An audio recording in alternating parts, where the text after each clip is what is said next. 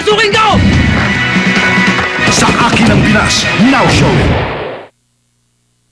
Sa unang hirit, misyong totoo ang unang hirit, ang saya-saya.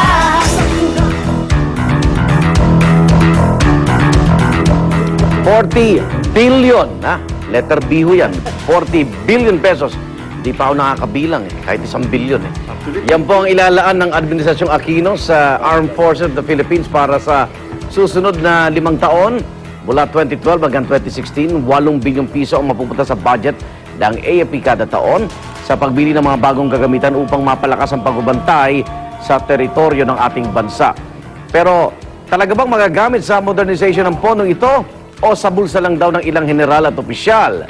Ang 40 billion pesos modernization fund ng AFP, bubusisin natin kasamang si Professor Winnie Monzon. Maring Winnie, welcome back. Good morning po. Good morning, Igan. Good morning, mga kapuso. Nagulat ka ba? Alam- 40B. Hindi, Oh. kasi alam nyo, noong 1995 pa, meron Meron ng na. AFP Modernization Plan. Sinabing state policy yan, patakaran yan ng bansa, that there is going to be modernization both for internal security at saka external security. Opo. Ang inallocate 330 billion pesos for over a 15-year period. So baka 20 billion a year yon, hindi ba? Okay. A little over 20 billion.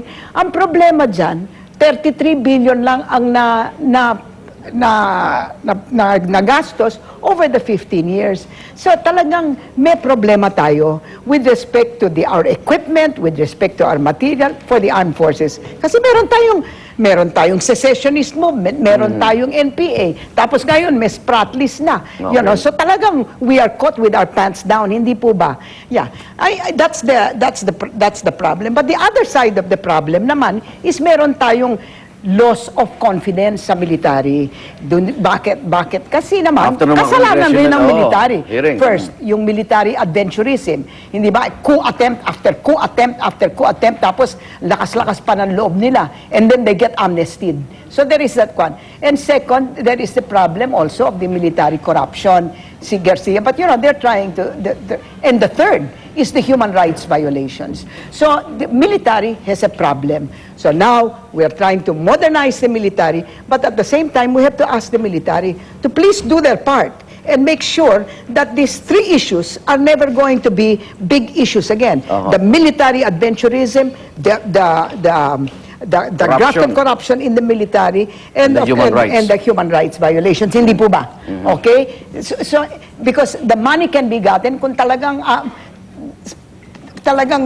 pupunta tayo sa daan na tuwid. Ayun. Tingnan natin.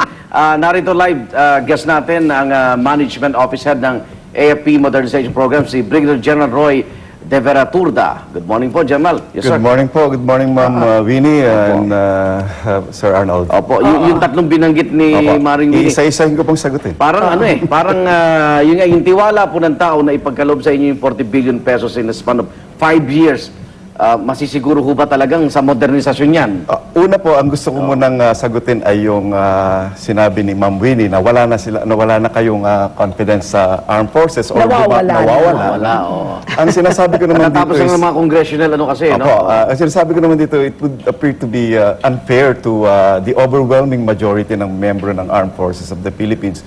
Marahil ay tatanggapin namin na talagang mayroong napakaliit na bilang na nagkakamali. Subalit, ito na may inaaksyonan po natin at pinapatunayan natin at ang sinabi ko nga kanina, ang nakararami rito, more than 99% stood by the flag in any crisis and protected the country. Pangalawa, kung ang sinasabi niyo naman ay yung ang pondo ay magagamit ng wasto, yung pong track record namin doon sa naunang 33 billion, open po yan sa publiko. Kung gusto nyong tignan, yan ay talagang with transparency and full accounting, nagamit po ng wasto and not a single centavo was pocketed. And in the future, I can promise you, the armed forces can promise you, na wala rin any single centavo ang ibubulsa riyan. Yung 40 billion, saan galing yung figure na? Iba naman po ito. Itong 40 billion, ito po yung 5-year medium-term plan ng ating Pangulong Aquino na kasama rito ang modernisasyon ng Armed Forces of the Philippines. Ito po ay magsisimula sa year 2012 hanggang 2016.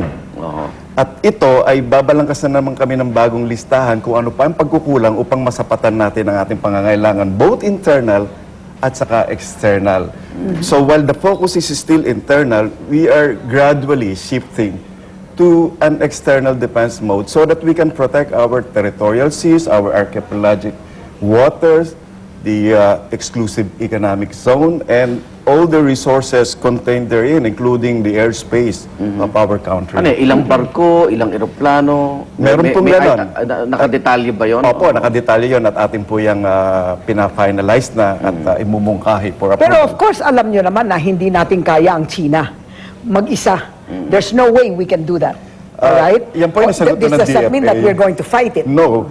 When this was crafted, there was no notional enemy or ang gusto lang po namin ay ma-perform namin yung mandate namin Oo. bilang mga kawal. At ito ay tinatalaga ng ating konstitusyon at kung ano mang iutos sa atin ng Commander-in-Chief as a matter of policy, amin pong tutupadin. Ngayon, kung meron kang kagamitan na mas magaganda, ay mukhang any self-respecting nation naman gusto niya yan. At course. gusto rin namin yan so that you have an armed forces that is a source of pride for the nation or the Filipino people. You know, I totally agree with you that maybe 1% of the armed forces is the bad apples. Ang problema ko lang is the armed forces seems to protect its bad apples. Hindi po ba? Hindi naman po I mean, ganon. The yes. record will tell us na hindi ganon. Will tell you, ma'am. And What ito will- pong what will halimbawa the record po, tell me, halimbawa General? po yung nangyari nung mga nakaraang congressional hearing, yung po yung mga kaso na 10 years ago or 8 years ago, ginawa na po yun ng maraming reforma sa armed forces. In Para other hindi words, na you're po- telling us the armed forces So ngayon, right now wala nang has conversion. talagang undergone reforms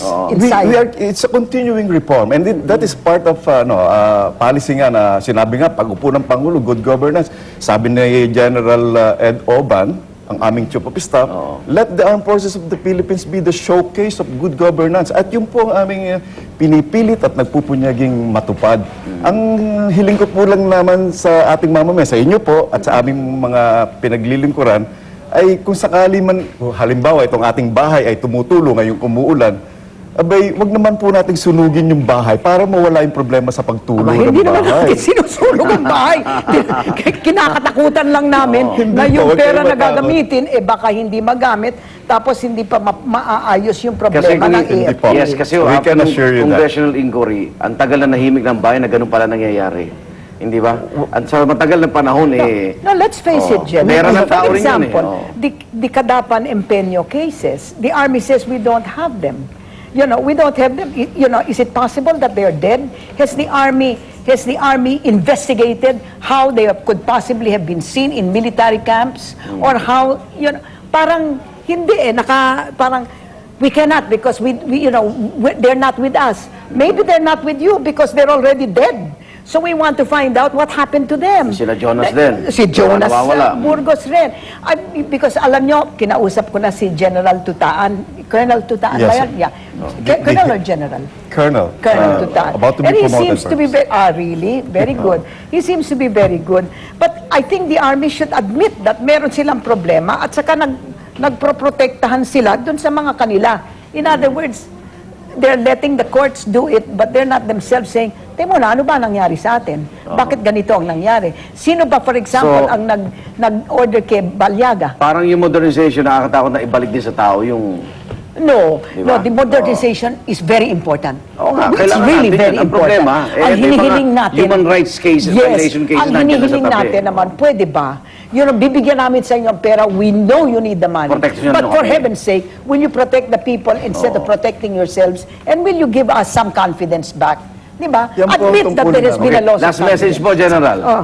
Wala na po tayong oras. Kausapin niyo po ang tao para maunawaan Oh, sige na nga. yung modernization na Oo. ito. Okay. Una-una po ay pinangako namin na kung ano man ang pondong ilalaan sa modernization na yung gagastusin ng maayos at not a single centavo Sure. will be pocketed and full accounting po ang mangyayari rito. Yung po namang pagkakamali na sinasabi ninyo marahil sa amin ay nagagawa ng iilan sa amin ay yan po ay inaaksyonan ng ating sandatahang lakas ng Pilipinas. At hindi po kami maggagawa ng bagay na ikasisira ng aming dangal at pangalan at sa pagsisilbi dito sa ating bansa. Kami po ay nakalaang magsilbi sa mamamayang Pilipino, sa bansang Pilipinas, sa inyo pong lahat. Kayo po ang aming pinagsisilbihan. buhay man ang katumbas ay gagawin po namin ang ganitong pagsisilbi. Maraming salamat po at mabuhay po tayo. Well lahat. said, well said. Thank you, Okay. General. Salamat po, ma'am. Salamat po, sir.